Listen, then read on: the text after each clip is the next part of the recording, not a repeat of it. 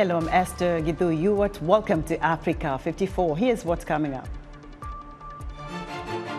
A drought in Malawi linked to the El Nino climate pattern is triggering a food crisis for nearly half of the country's population. U.S. presidential candidates Joe Biden and Donald Trump focus on the war in Gaza, even as Russia continues its war against Ukraine. And in our technology report, a Ugandan woman creates a social enterprise that provides affordable housing solutions. All this and much more coming up on today's Africa 54.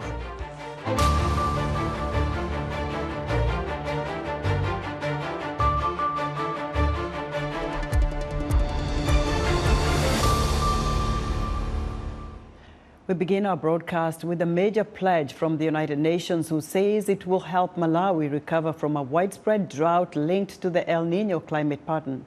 Government officials say the crisis is creating a food shortage for nearly half of the country's population.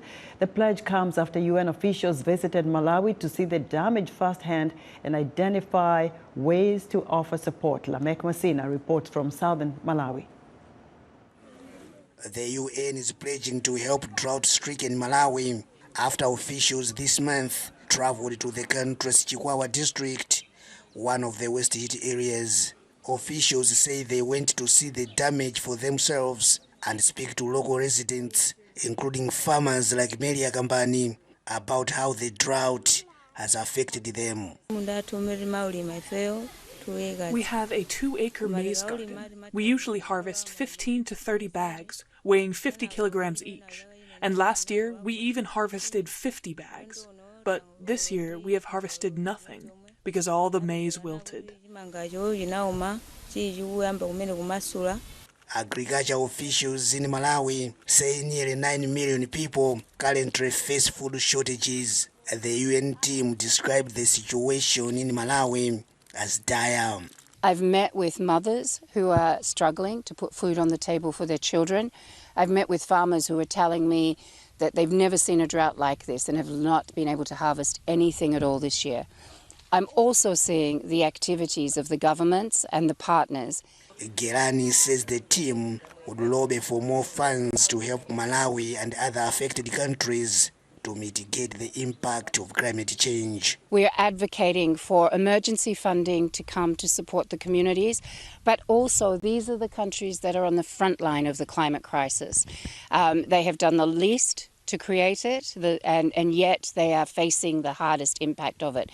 So the financing, the climate financing that's available and has been pledged, needs to start coming to these affected countries so that communities can adapt to the new reality. In March, Malawian President Lazarus Chakwera launched an international appeal of $200 million for food aid. UN officials also called for help. I call upon all partners to actually avail the resources that the government needs. First, to allow the government to import food, but now, not wait. Second, actually push and help for the winter cropping, because this country does have water, does have opportunities, it doesn't have resources. The Malawi government says it is taking steps to mitigate the impact. We still think using some irrigation and residual moisture that is currently we can still do some production using irrigation farming and that's other things. So that's another area that we want. But we are also mindful of the fact that a lot of people don't have food, and therefore we have another component of humanitarian assistance. And in that component, we are looking at two aspects: providing some food to the people or some cash transfers. As officials review ways to help, Malawians face the harsh realities of severe climate events like this one. Lamek Masina, VOA News, Chikwawa District, Malawi. South African President Cyril Ramaphosa on Wednesday signed the National Health Insurance Bill into law. The president says the law will give free health care to all South Africans, but the main opposition party, the Democratic Alliance, is accusing Ramaphosa of pushing to sign the bill ahead of elections to garner votes. For more on South Africa's health bill and the upcoming general elections, I'm joined by Michael Walsh, a senior fellow at the Center for African Studies at Howard University. And Mike, welcome to Africa 54. Thank you for having me. We love that you know a lot about the continent. Let's start with South Africa now. What do you make of the timing of signing of this bill by Ramaphosa? Just as we said, the opposition is also crying foul. It's just weeks before the elections. So there's the optics of it, and then there's the reality of it. And from an optics perspective, I mean, clearly we're on the verge of an election, right? And an election where the ANC is struggling to get votes. And so from an optics perspective, you know, clearly people are going to say that this is an opportunistic move to get votes. And that is what the opposition has said, and you would expect the opposition would say that. And so it created an opportunity for this criticism. But the reality is it also provides an opportunity to get votes. And so I think the reality of it is the majority of South Africans are living in this two-tier healthcare system where they're not in the private insurance side of the house. And so those voters or these parts of the electorate would see this as an opportunity to see some sort of advancement in their health interests. Even though it's signed, it doesn't mean that things will move very quickly. They will need nurses, they will need other medical facilities perhaps and upgrades. So let's move on to some of the issues South Africans are raising. They're talking about tough times. They would like to have jobs. Most people are jobless. There's high crime, there's corruption and high-level corruption in the government sector. How does South Africa come out of this as one of the countries that has actually been very advanced when you think about the continent? Well, from the healthcare perspective, I mean, they have an advanced healthcare system, but it's a two-tier healthcare system. So it's only part of the healthcare system that's advanced. The other part's struggling. And so that's actually a good analogy for a lot of other things that are going on in South Africa as well. You know, some people have a great amount of advanced technology access. They have good jobs. They have a good, you know, way of life. A lot of people don't. And so for South Africa, there's this struggle between, you know, it's the most highly inequitable country in the world. And so this is the reality. And so this one issue provides that way to have a lens into it and a wedge into it. The bigger economy issues, whether it's the power, whether it's the water, whether it's the diversification of the economy, whether it's the security services, all of these other things, you know, South Africa is facing a huge challenge in trying to address some of these underlying issues. And I think when you look at the healthcare issue and this debate over the healthcare, it's part of that larger debate about where are we going and do we have the leadership and the organizational strength to get there. Talking of leadership, who do you think is the favorite to win this election? Oh, favorite to win the election or to get the most votes, right? Because I think that's the big question, right? So Ramaphosa, you know, the ANC is going to do well in terms of the number of votes, but not in terms of the expectations and not in terms of where they were in previous elections, right? And so winning the election, you can get the most votes and not win if you're the ANC. And so that's going to be the big struggle. So I think Ramaphosa, you know, he's trying to get as many votes as he can and get as close to that 50% or over the 50% if possible. But most people are not expecting that to happen. And so I think for Ramaphosa, you know, he has a target that is way higher than his opponents. And so they can win without getting the same number of votes that he's getting. Mike, thank you very much for your insight into South Africa. We'll be watching that elections. Happy. Mike Walsh is a senior fellow at the Center for African Studies at Howard University. Some residents of Nairobi's suburbs are upset over what they say is illegal construction of high-rise buildings in their estates, mainly by Chinese contractors. Juma Majanga reports from Nairobi. In Nairobi's Kilimani suburbs, residents like Cherotich say are pondering their next move to stop what they say is illegal construction in their estate. What we are suffering from now is unplanned construction. If you don't have sewage, you don't have wider roads, you don't have fire stations, you don't have enough schools, you don't have hospitals, all you're doing is just building and building and building accommodation without the requisite planning. Kilimani is one of the areas where residents are speaking out against the construction of high-rise buildings. Architect Alfred Omenya heads urban development consultancy EcoBuild Africa. A lot of the buildings that we are seeing around here do not even meet that same City Hall's development control requirements. And they're approved in City Hall. They're actually approved in City Hall. And I can say this without fear of contradiction. For donkey years, City Hall has been the citadel of corruption. Cherotich claims Chinese firms are using corrupt practices to circumvent legal procedures. And I really call out the Chinese Property Developers Association here.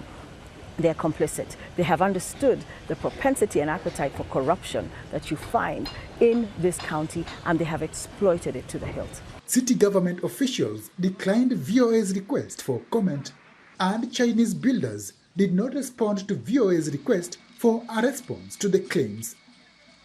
Economist XN Iraqi, however, says Chinese contractors have brought efficiency to the construction industry. Let there be competition. I think that is going to raise the Kenyan construction industry. The Kenyan expertise are going to run something. In the long run, the customers are going to benefit because there's no competition. We shall do the work, we cannot be efficient. The Kenyan constitution requires involvement of citizens on governance decisions on issues that affect them. Whereas the law provides very elaborately about public participation, and we have adequate legislation around that, but the practice itself is still being done as a lip service. We still have the government officers calling for public participation when they've already made a decision. So they're doing it just to tick the boxes. Heavy rains and deadly flooding in Kenya recently are compounding problems caused by unplanned construction, says Omenya. By the time you have those areas built, you are not likely, especially in these areas where we look at 1 acre development, the entire space is going to be concrete. Where does that water go? And as the World Bank projects 70% of the global population will live in cities by 2050, experts say planning will be key for cities like Nairobi. Juma Majanga, VOA News, Nairobi. Israel's military says its forces conducted airstrikes Wednesday on roughly 80 targets across the Gaza during the past day, while ground units fought on the east side of Rafah. A tall column of black smoke was seen rising over Gaza Wednesday that could be seen from southern Israel. UN Secretary General Antonio Guterres says he is appalled by the escalation of military activity in and around Rafah by the Israeli Defense Forces, as nearly 450,000 Palestinians have been forcibly displaced from the area in the past week. Guterres also reiterated his appeal for an immediate humanitarian ceasefire and the release of all hostages. More than half of Gaza's population had been sheltering in Rafah, with many of the Palestinians going there after fleeing the Israel-Hamas war in other parts of Gaza. As Russia pushes into northern Ukraine, the U.S. presidential race between President Joe Biden and former President Donald Trump remains focused on another foreign policy crisis, the war in Gaza. VOA's Catherine Gibson explains. The northern Ukrainian border town of Vovchansk, evacuating just hours ahead of when Russia claimed it captured the town. Ukraine fighting back with the more than $50 billion in assistance from the United States approved last month by President Joe Biden. He argued for months that aid to Ukraine is a centerpiece of U.S. national security policy. If the United States walks away, it will put Ukraine at risk. Europe is at risk. The free world will be at risk, emboldening others to do what they wish to do us harm. My message to President Putin, who I've known for a long time, is simple. We will not walk away. But analysts say presidential elections rarely turn on foreign policy issues. The issue of Ukraine barely registers in the polls, and the issue of foreign policy, less than 5% of the people think that's an important issue, foreign policy generally, meaning the relationship that we have with China, Communist Party of China, but also pushing back on Putin and what's happening in Gaza. Presumptive Republican presidential nominee Donald Trump has argued the U.S. already sends too much aid. Earlier this year, the former president suggested he would not adhere to the Mutual Self-Defense Pact if Russia invaded a NATO country. I would not protect you. In fact, I would encourage them to do whatever the hell they want. That message resonates with voters concerned about American involvement overseas. The 20 years of the war on terror and the so-called endless wars probably converted more Americans to isolationism and America first and that's why Donald Trump was successful in 2016 and why he is successful at having garnered all but officially the nomination of the Republican Party for 2024. The push against funding Ukraine's defense against Russia put some Republicans in a difficult position this election year. But after months of delay, House Speaker Mike Johnson, a Trump supporter, brought the aid up for a successful vote. I would rather send bullets to Ukraine than American boys. With protests against the war in Gaza taking place on college campuses across the U.S., analysts say there is a bigger election season discussion about how U.S. aid is spent abroad. I do know a number of young voters in this country who think carefully about their student loan debts, as an example. Why are we spending these billions and billions of dollars sending armaments abroad to Ukraine and sending armaments to Israel? Why aren't we using those monies domestically for other issues that need caring for in this country? The aid to Ukraine approved by Congress in April is likely to be the last disbursement this year before the November presidential election. Catherine Gibson, VOA News. About 3 million Burkinabe are experiencing food insecurity and are in need of immediate food aid. The United States is providing $55 million in aid, totaling nearly $158 million in assistance since 2023.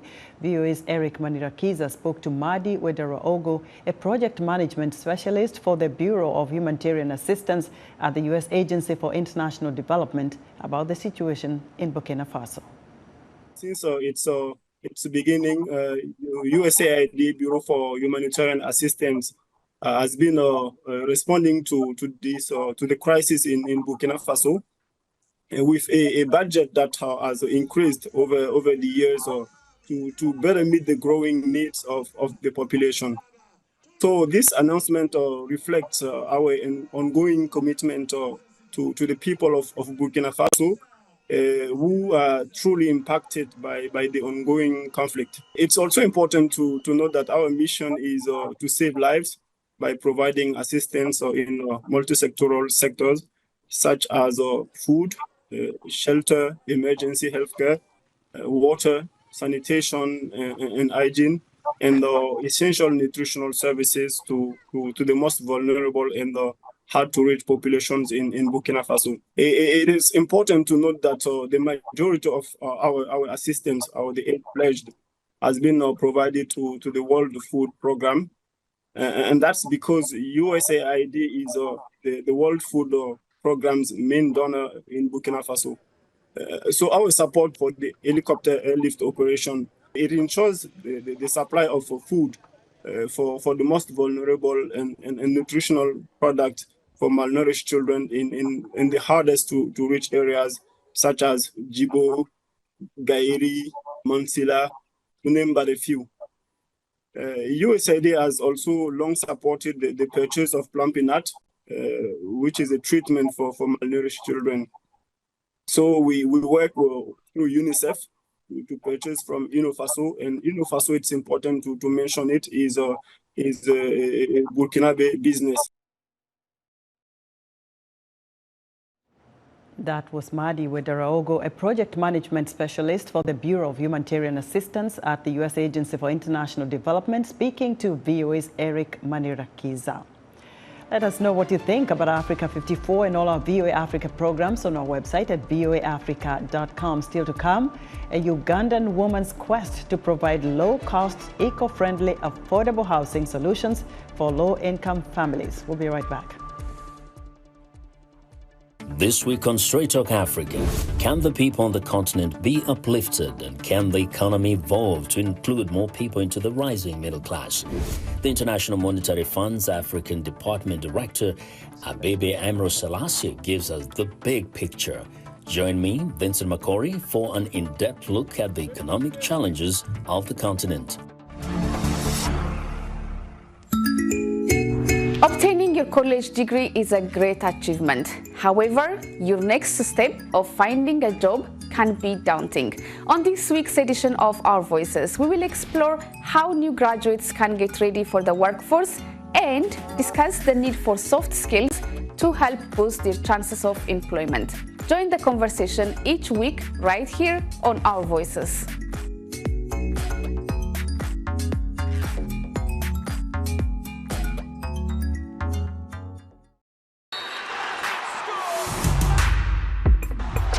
Season 4, rocking with the best.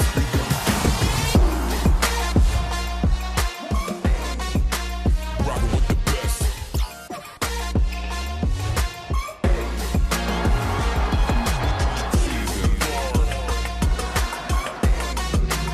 rocking with the best.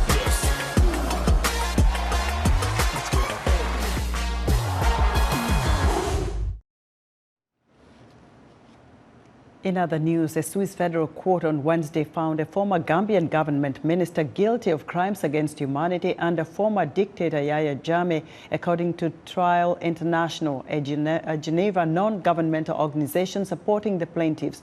Usman Sonko was convicted of intentional homicide, torture, and forced imprisonment and acquitted for rape. The ruling by the Swiss Federal Criminal Court can be appealed.